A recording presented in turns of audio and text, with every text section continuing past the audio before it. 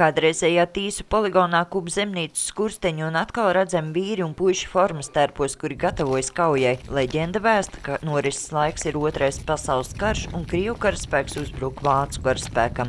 Tā ir tieši speciāli 130. korpus, kas sastāvēja tikai no latviešiem.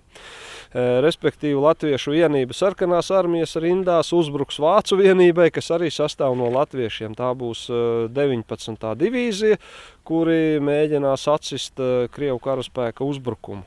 Kareivi lomās iejušies vecāko grupu jaunsargi no Ozonieku un Jelgavas novadiem, kā arī 2 vēstures entuziastu klubi.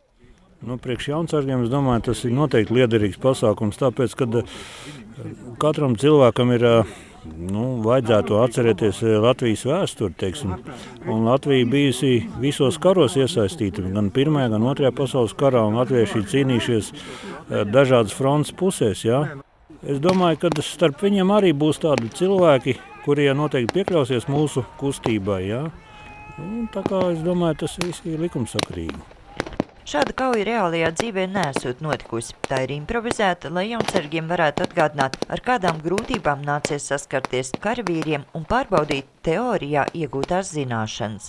Pats grūtākais ir iet uzbrukumā un pārlādēt ieroci, šaut un skatīties, ko viņi dara. Iespējams, var uzbrukt kāds. Tas visnotaļ interesanti piedalīties šādā iespējā vispār, kur tu vari iejusties kādā lomā, piemēram, kā es jūrnieka lomā, un nekad mūžā nebūtu iedomājies, kas varētu būt jūrniece un tēlot un iet un karot.